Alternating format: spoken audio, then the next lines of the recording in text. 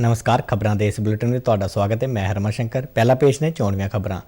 प्रधानमंत्री नरेंद्र मोदी टोक्यो विच क्वाड सम्मेलन विच हिस्सा लैण लई अज रात जापान लई रवाना होणगे। प्रधानमंत्री मोदी जापान दौरे दौरान अमरीकी राष्ट्रपति जो बाइडन तो इलावा जापान के प्रधानमंत्री फूमियो किशिदा और आस्ट्रेलिया के नवे प्रधानमंत्री एंथनी एल्बानीस नाल वक्खो वक्खरियां मुलाकातां करनगे।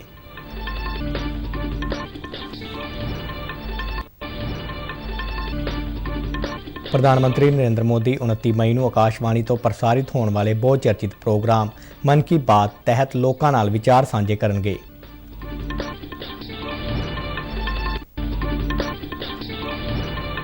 पुष्पा गुजराल साइंस सिटी वालों जैविक विभिन्नता दिवस संबंधी 22 दिना एक्शन समाप्ति समागम करवाया गया।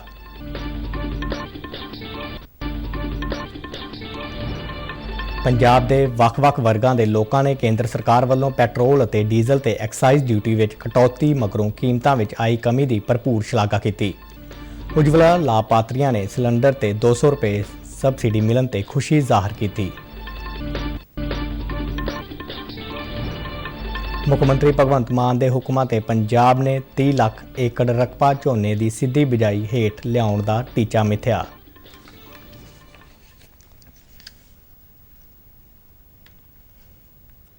ते हुण खबरां विस्तार नाल। प्रधानमंत्री नरेंद्र मोदी टोक्यो विच क्वाड सम्मेलन विच हिस्सा लैण लई अज रात जापान लई रवाना होणगे।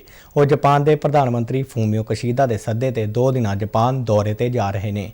विदेश सकत्तर विनय मोहन क्वात्रा ने नवी दिल्ली विच प्रैस कॉन्फ्रेंस दौरान दस्सिया कि क्वाड सम्मेलन विच हिस्सा लैण तो इलावा प्रधानमंत्री मोदी अमरीका के राष्ट्रपति जो बाइडन और आस्ट्रेलिया ते जापान के प्रधानमंत्रियों नाल ਵੱਖ-ਵੱਖ दुवल्लियां मीटिंगां करनगे।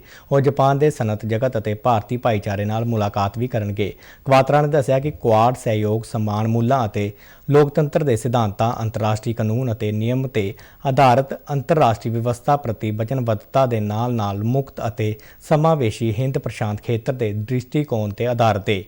बुलारे ने दस्सिया कि क्वाड अपने पहले शिखर सम्मेलन तो ही हिंद प्रशांत खेत्र में शांति, खुशहाली और स्थिरता ते पूरी तरह ध्यान केंद्रित करने के नाल हाँ पक्षी और रचनात्मक एजेंडा लागू करने की दिशा में काम कर रहा है।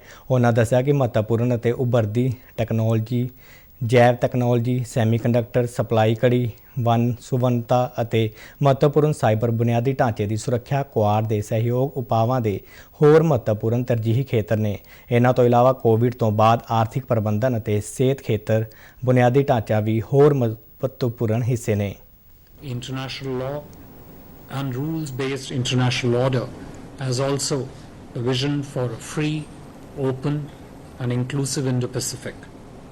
Since its first summit, Quad has been working to implement a positive and constructive agenda with a strong focus on enabling peace, prosperity and stability in the Indo-Pacific region. जिक्रयोग है कि प्रधानमंत्री नरेंद्र मोदी वालों अपने जापान दौरे दौरान आस्ट्रेलिया के नवे प्रधानमंत्री एंथनी एल्बानीस नाल भी मुलाकात करने की संभावना है। प्रधानमंत्री नरेंद्र मोदी 29 मई को आकाशवाणी तो प्रसारित होने वाले बहुचर्चित प्रोग्राम मन की बात तहत लोगों नाल विचार साझे करनगे। इस प्रोग्राम राही प्रधानमंत्री ਵੱਖ-ਵੱਖ मुद्दों पर चर्चा तो इलावा अपनी सरकार के प्रोग्रामां, नीतियां और देश के ਵੱਖ-ਵੱਖ हिस्सों में विलक्षण काम करने वाले लोगों बारे विचार चर्चा करते हैं, जिस करके ये प्रोग्राम काफ़ी हरमन प्यारा हो गया है। प्रधानमंत्री नरेंद्र मोदी ने अज अपने ट्वीट में कहा कि अगले हफ्ते प्रसारित होने वाले मन की बात प्रोग्राम लई उन्होंने कई इनपुट्स मिल रही ने। उन्होंने कहा कि उन्होंने इस गल की खुशी है कि युवा वर्ग वड्डी गिनती में मन की बात प्रोग्राम बारे अपने विचार साझे कर रहे हैं। प्रधानमंत्री ने ट्वीट राही पिछले महीने के मन की बात प्रोग्राम में शामिल किए गए विषयों ते दिलचस्प लेखों बारे एक लिंक भी साझा किया। नागरिक मन की बात प्रोग्राम लई अपने सुझाव MyGov ਅਤੇ नमो ऐप ਤੇ भेज सकते हैं ਜਾਂ फिर 1800117800 ਤੇ विचार रिकॉर्ड भी करवाए जा सकते हैं। इस तो इलावा 1922 नंबर ते मिस्ड कॉल राही मिलन वाले लिंक ते SMS भेज के भी सीधे प्रधानमंत्री तक सुझाव भेजे जा सकते हैं। मन की बात प्रोग्राम का प्रसारण 29 मई को सवेरे 11 बजे आकाशवाणी और दूरदर्शन के सारे चैनलों पर वेख्या और सुनिया जा सकता है। ਹਿੰਦੀ ਵਿੱਚ ਇਸ ਦੇ ਪ੍ਰਸਾਰਣ ਦੇ ਤੁਰੰਤ ਬਾਅਦ ਦਰਸ਼ਕ ਖੇਤਰੀ ਭਾਸ਼ਾਵਾਂ ਵਿੱਚ ਮਨ ਕੀ ਬਾਤ ਪ੍ਰੋਗਰਾਮ ਦੇਖ ਸਕਦੇ ਨੇ। ਡੀਡੀ ਪੰਜਾਬੀ ਤੇ ਮਨ ਕੀ ਬਾਤ ਪ੍ਰੋਗਰਾਮ ਦਾ ਪੰਜਾਬੀ ਰੂਪਾਂਤਰ ਉਸੇ ਦਿਨ ਰਾਤ 8 ਵਜੇ ਪ੍ਰਸਾਰਿਤ ਹੋਵੇਗਾ। ਅੱਜ ਜੈਵਿਕ ਵਿਭਿੰਨਤਾ ਦਿਵਸ ਮੌਕੇ ਦੇਸ਼ ਭਰ ਵਿੱਚ ਸਮਾਗਮ ਕੀਤੇ ਗਏ, ਜਿਸ ਦੌਰਾਨ ਜੈਵਿਕ ਵਿਭਿੰਨਤਾ ਦੀ ਰਾਖੀ ਲਈ ਯਤਨ ਤੇਜ਼ ਕਰਨ ਦਾ ਸੱਦਾ ਦਿੱਤਾ ਗਿਆ। ਪੁਸ਼ਪਾ ਗੁਜਰਾਲ ਸਾਇੰਸ ਸਿਟੀ ਕਪੂਰਥਲਾ ਵਿੱਚ ਜੈਵਿਕ ਵਿਭਿੰਨਤਾ ਦਿਵਸ ਸੰਬੰਧੀ 22 ਦਿਨਾਂ ਐਕਸ਼ਨ ਮੁਹਿੰਮ ਦੇ ਸਮਾਪਤੀ ਸਮਾਗਮ ਵਿੱਚ ਬੋਲਦਿਆਂ ਪੰਜਾਬ ਦੇ ਵਿਗਿਆਨ, ਟੈਕਨੋਲੋਜੀ ਅਤੇ ਵਾਤਾਵਰਣ ਸਕੱਤਰ ਰਾਹੁਲ ਤਿਵਾੜੀ ਨੇ ਜੈਵਿਕ ਵਿਭਿੰਨਤਾ ਦੇ ਸਰੋਤਾਂ ਨੂੰ ਬਚਾਉਣ ਖਾਤਰ ਵੱਡੇ ਸਕਾਰਾਤਮਕ ਕਦਮ ਚੁੱਕਣ ਦੀ ਲੋੜ ਤੇ ਜ਼ੋਰ ਦਿੱਤਾ। ਉਹਨਾਂ ਕਿਹਾ ਕਿ ਸਾਰੇ ਸਰੋਤ ਅਤੇ ਸੇਵਾਵਾਂ ਜੈਵਿਕ ਵਿਭਿੰਨਤਾ ਤੋਂ ਹੀ ਮਿਲਦੇ ਨੇ ਅਤੇ ਧਰਤੀ ਨੂੰ ਸਿਹਤਮੰਦ ਬਣਾਉਣ ਲਈ ਇਸ ਦੀ ਅਹਿਮ ਭੂਮਿਕਾ ਹੈ। ਉਹਨਾਂ ਅਫਸੋਸ ਜਤਾਇਆ ਕਿ ਜੰਗਲਾਂ ਦੀ ਕਟਾਈ, ਜੰਗਲੀ ਜੀਵਾਂ ਦੇ ਟਿਕਾਣਿਆਂ ਤੇ ਕਬਜ਼ੇ ਕਰਨ ਅਤੇ ਉਹਨਾਂ ਦੇ ਖਾਤਮੇ, ਸਾਲ ਵਿੱਚ ਇੱਕ ਤੋਂ ਵੱਧ ਫਸਲਾਂ ਦੀ ਲਾਲਸਾ ਅਤੇ ਮਨੁੱਖੀ ਗਤੀਵਿਧੀਆਂ ਕਾਰਨ ਜਲਵਾਯੂ ਇੰਨੀ ਤੇਜ਼ੀ ਨਾਲ ਬਦਲ ਰਿਹਾ ਹੈ ਕਿ ਇਸ ਨੇ ਕੁਦਰਤ ਨੂੰ ਵੀ ਪਿੱਛੇ ਛੱਡ ਦਿੱਤਾ ਹੈ। ਰਾਹੁਲ ਤਿਵਾੜੀ ਨੇ ਦੱਸਿਆ ਕਿ ਖੋਜਾਂ ਇਹ ਸੰਕੇਤ ਕਰਦੀਆਂ ਨੇ ਕਿ ਵਿਸ਼ਵ ਦੀ GDP ਵਿੱਚ ਸਾਲਾਨਾ 40 ਟ੍ਰਿਲੀਅਨ ਰੁਪਏ ਅਤੇ 1 ਕਰੋੜ ਤੋਂ ਵੱਧ ਨੌਕਰੀਆਂ ਜੈਵਿਕ ਵਿਭਿੰਨਤਾ ਦੇ ਖੇਤਰ ਦਾ ਯੋਗਦਾਨ ਨੇ। ਇਸ ਮੌਕੇ ਸਾਇੰਸ ਸਿਟੀ ਦੀ ਡਾਇਰੈਕਟਰ ਜਨਰਲ ਨੀਲਿਮਾ ਜੈਰਥ ਨੇ ਦੱਸਿਆ ਕਿ ਹਰੇਕ ਦੇਸ਼ ਦਾ ਆਪਣੇ ਜੈਵਿਕ ਸਰੋਤਾਂ ਤੇ ਪ੍ਰਭੂਸੱਤਾ ਸੰਪੰਨ ਅਧਿਕਾਰ ਹੈ। ਇਸ ਲਈ ਸਾਡਾ ਸਾਰਿਆਂ ਦਾ ਫਰਜ਼ ਅਤੇ ਜ਼ਿੰਮੇਵਾਰੀ ਬਣਦੀ ਹੈ ਕਿ ਜੈਵਿਕ ਵਿਭਿੰਨਤਾ ਦੀ ਸਾਂਭ ਸੰਭਾਲ ਦੇ ਨਾਲ-ਨਾਲ ਇਹਨਾਂ ਤੋਂ ਹੋਣ ਵਾਲੇ ਫਾਇਦਿਆਂ ਦੀ ਬਰਾਬਰ ਵੰਡ ਅਤੇ ਸਥਾਈ ਵਰਤੋਂ ਨੂੰ ਯਕੀਨੀ ਬਣਾਇਆ ਜਾਵੇ। ਇੰਡੋਨੇਸ਼ੀਆ ਦੇ ਬਾਲੀ ਵਿੱਚ ਕੱਲ੍ਹ ਤੋਂ ਕੁਦਰਤੀ ਕਰੋਪੀ ਵਿਸ਼ੇ ਤੇ ਵਿਸ਼ਵ ਪਲੇਟਫਾਰਮ ਦਾ ਆਯੋਜਨ ਹੋ ਰਿਹਾ ਹੈ, ਜਿਸ ਦੌਰਾਨ ਆਲਮੀ ਤਪਸ਼ ਕਾਰਨ ਵਾਪਰ ਰਹੀਆਂ ਕੁਦਰਤੀ ਕਰੋਪੀਆਂ ਦੇ ਖਤਰੇ ਨੂੰ ਘਟਾਉਣ ਬਾਰੇ ਚਰਚਾ ਹੋਵੇਗੀ। ਆਲਮੀ ਤਪਸ਼ ਕਾਰਨ ਪੌਣ ਪਾਣੀ ਤਬਦੀਲੀ ਦੀ ਵਜ੍ਹਾ ਨਾਲ ਕੁਦਰਤੀ ਆਫਤਾਂ ਨਾਲ ਨਜਿੱਠਣਾ ਅੱਜ ਇੱਕ ਵੱਡੀ ਚੁਣੌਤੀ ਹੈ। ਪੇਸ਼ ਹੈ ਇਸ ਬਾਰੇ ਬਾਲੀ ਤੋਂ ਪ੍ਰਸਾਰ ਭਾਰਤੀ ਦੇ ਸੰਵਾਦਦਾਤਾ ਅਨੂਪ ਖਜੂਰੀਆ ਦੀ ਵਿਸ਼ੇਸ਼ ਰਿਪੋਰਟ।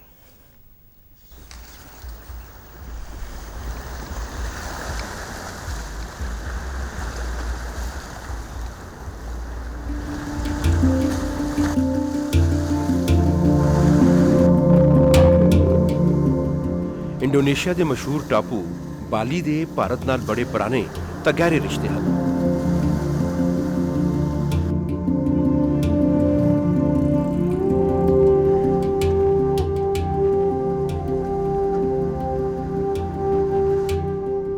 ਸਮੁੰਦਰ ਨਾਲ ਘਿਰੇ ਇਸ ਖੂਬਸੂਰਤ ਟਾਪੂ ਦੇ ਵਿੱਚ ਸੈਲਾਨੀਆਂ ਦੀ ਭਰਮਾਰ ਹਮੇਸ਼ਾ ਹੀ ਰਹਿੰਦੀ ਹੈ। ਅੱਜਕੱਲ ਬਾਲੀ ਵਿੱਚ ਦੁਨੀਆ ਦੇ ਕੋਨੇ-ਕੋਨੇ ਤੋਂ ਆਪਦਾ ਵਿਸ਼ੇਸ਼ੱਗ ਇਕੱਠੇ ਹੋ ਰਹੇ ਹਨ।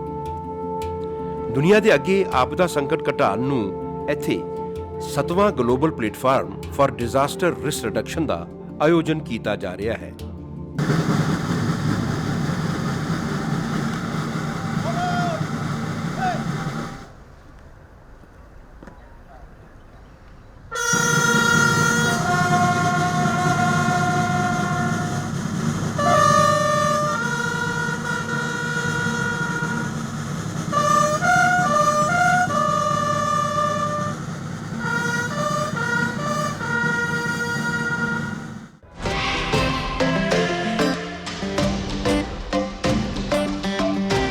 ਇਸ ਤੋਂ ਪਹਿਲਾਂ ਸੰਯੁਕਤ ਰਾਸ਼ਟਰ ਦੇ ਆਪਦਾ ਸੰਕਟ ਘਟਾਉਣ ਵਾਲੇ ਆਫਿਸ ਦੀ ਮੁਖੀਆ ਮਾਮੀ ਮਿਜ਼ੂਟੋਰੀ ਨੇ ਦੁਨੀਆ ਭਰ ਤੋਂ ਆਏ ਸੰਵਾਦਦਾਤਾਵਾਂ ਦੇ ਨਾਲ ਗੱਲਬਾਤ ਕਰਦੇ ਹੋਏ ਜਲਵਾਯੂ ਪਰਿਵਰਤਨ ਦੇ ਨਾਲ ਆ ਰਹੀ ਆਪਦਾ ਨੂੰ ਸੰਦਾਈ ਸਮਝੌਤੇ ਦੇ ਸਪਿਰਿਟ ਨਾਲ ਸਾਹਮਣਾ ਕਰਨ ਦੀ ਸਲਾਹ ਦਿੱਤੀ। Is that disaster risk management becomes the issue of the very highest level, political level of the country, so that the disaster risk management ਦੇਸ਼ਾਂ ਨੂੰ ਮਿਲਜੁਲ ਕੇ ਆਪਦਾ ਪ੍ਰਬੰਧਨ ਲਈ ਖੜਾ ਹੋਣਾ ਪਏਗਾ।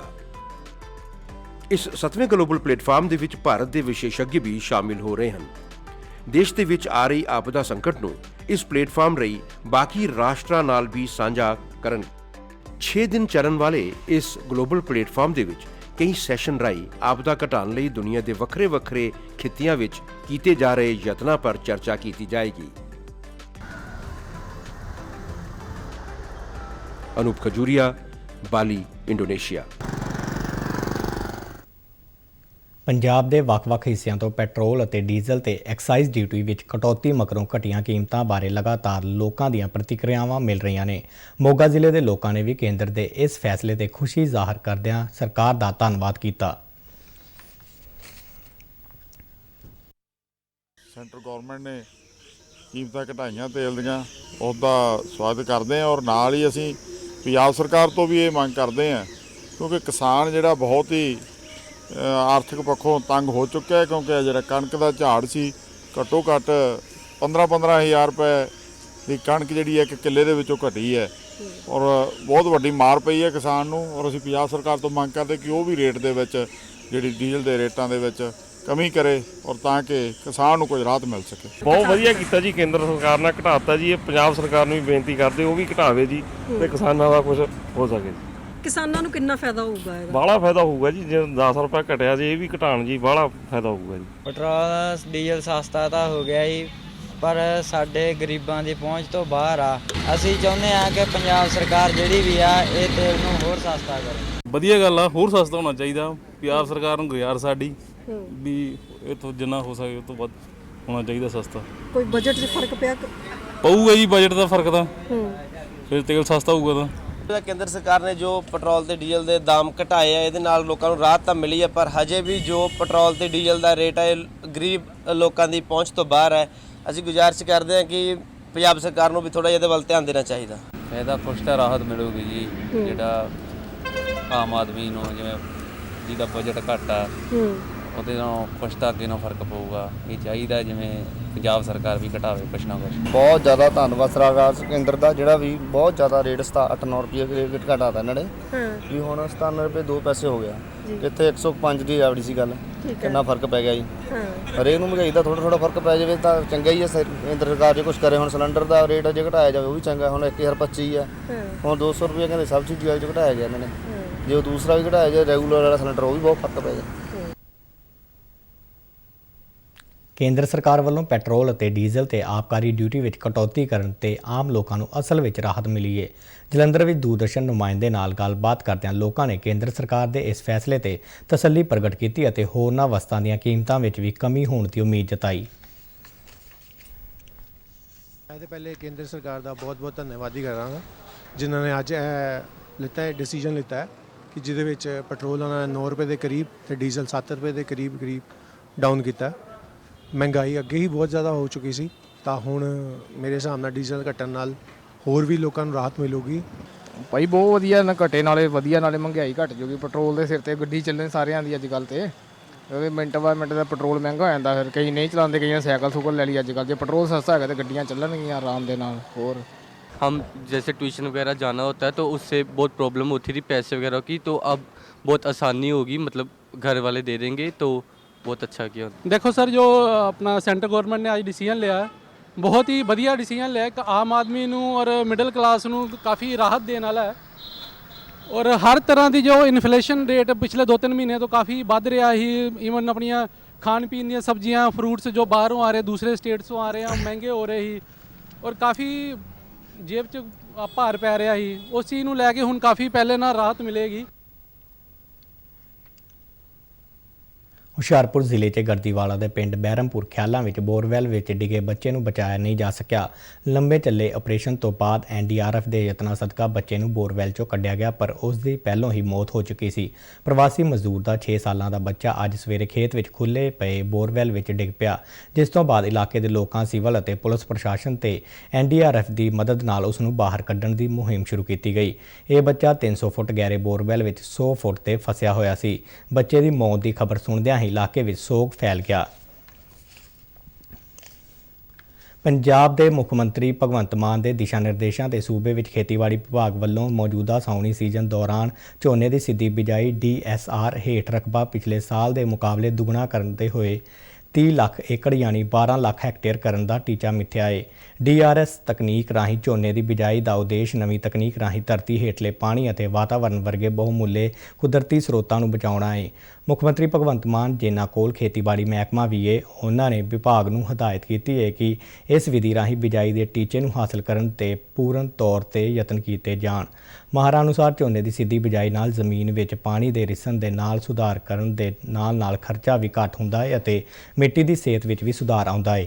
ਇਸ ਨਾਲ ਕਣਕ ਅਤੇ ਝੋਨੇ ਦੇ ਝਾੜ ਵਿੱਚ 5 ਤੋਂ 10% ਵਾਧਾ ਹੋਣ ਦਾ ਅਨੁਮਾਨ ਹੈ। ਸਰਕਾਰ ਨੇ DSR ਤਕਨੀਕ ਨੂੰ ਉਤਸ਼ਾਹਿਤ ਕਰਨ ਲਈ ਇਸ ਦੀ ਤਕਨੀਕ ਨੂੰ ਅਪਣਾਉਣ ਵਾਲੇ ਕਿਸਾਨਾਂ ਨੂੰ 1500 ਰੁਪਏ ਫੀ ਏਕੜ ਵਿੱਤੀ ਸਹਾਇਤਾ ਦੇਣ ਦਾ ਵੀ ਫੈਸਲਾ ਕੀਤਾ ਹੈ। ਸਰਕਾਰ ਵੱਲੋਂ ਇਸ ਵਾਸਤੇ 450 ਕਰੋੜ ਰੁਪਏ ਦੀ ਰਾਸ਼ि ਰੱਖੀ ਗਈ ਹੈ। ਖੇਤੀਬਾੜੀ ਵਿਭਾਗ ਦੇ ਡਾਇਰੈਕਟਰ ਡਾਕਟਰ ਗੁਰਵਿੰਦਰ ਸਿੰਘ ਨੇ ਦੱਸਿਆ ਕਿ DSR ਤਕਨੀਕ ਫਸਲੀ ਚੱਕਰ ਦੌਰਾਨ ਰਵਾਇਤੀ ਵਿਧੀ ਕੱਦੂ ਕਰਨ ਦੇ ਮੁਕਾਬਲੇ ਲਗਭਗ 15 ਤੋਂ 20% ਪਾਣੀ ਦੀ ਬਚਤ ਕਰਨ ਵਿੱਚ ਮਦਦ ਕਰਦੀ ਹੈ। ਤੇ ਇਸ ਦੇ ਨਾਲ ਹੀ ਖਬਰਾਂ ਦਾ ਇਹ ਬੁਲੇਟਿਨ ਖਤਮ ਹੋਇਆ। ਮੈਂ ਮਾਸਕ ਲਗਾ ਕੇ ਸਟੂਡੀਓ ਤੋਂ ਬਾਹਰ ਜਾ ਰਿਹਾ। ਬਾਹਰ ਜਾਣ ਵੇਲੇ ਤੁਸੀਂ ਵੀ ਮਾਸਕ ਲਗਾ ਕੇ ਜਾਓ। ਇਜਾਜ਼ਤ ਦਿਓ। ਨਮਸਕਾਰ।